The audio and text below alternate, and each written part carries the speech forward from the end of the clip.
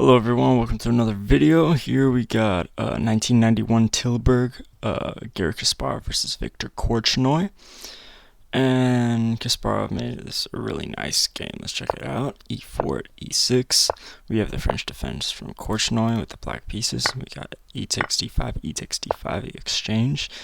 After knight F3, knight F6, bishop to D3, and then C5. We castle, and then C4 is played. We do not bring the bishop back to E2. Because let's face it, then what are we doing with this bishop really if we're just blocking everything? Rook E1 is played with a check, and then bishop to F1. We can tuck the bishop in right without it being in the way of any sort of rooks or nothing. Castles, and then bishop to G5, developing a bishop attacking a knight. Bishop G4, developing a bishop also attacking a knight. Pawn to H3, takes, develop the queen, in your face. Knight C6, attacking a weak pawn, and so we just solidify and just close off the center entirely. And queen to D7, okay?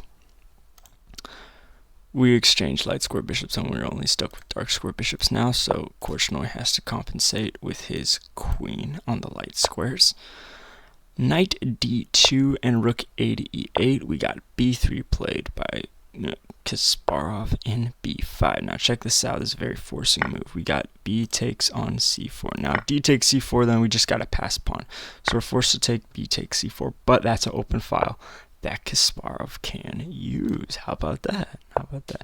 Bishop comes back to D8, and then pawn to H4. We got rook takes E1, rook takes E1, rook E8, and then back to B1 right there. That's a nice file. H6 is played.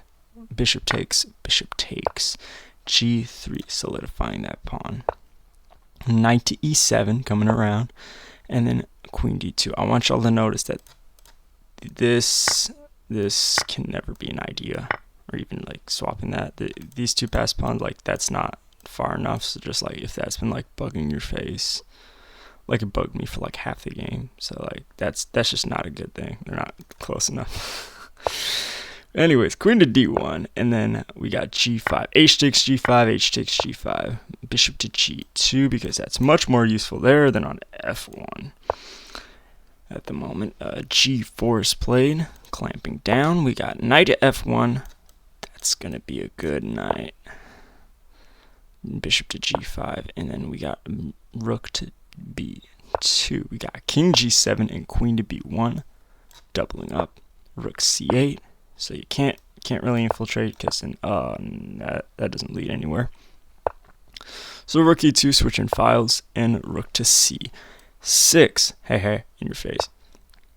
Now rook E5, and then F6, and then rook comes back. Notice that was wait a minute, what happened? But that was a very important square. That was a very important defensive pawn. How about that? This guy, that's contested territory, okay? We weren't gonna do too much with that, okay? But how about that? That's interesting right there. That's interesting. Okay, so rook B6 and then queen to D1. We got knight F5 and then rook E1. Okay, hey, look, that's a pawn. Knight comes to H6. Unfortunately, that's a corner. Queen to E2 is played, and then king to F7, preventing infiltration. We got F4. Can't really go with this bishop, he's trapped. G takes F3, queen takes F3, rook to D6. How about that? We got to defend that pawn.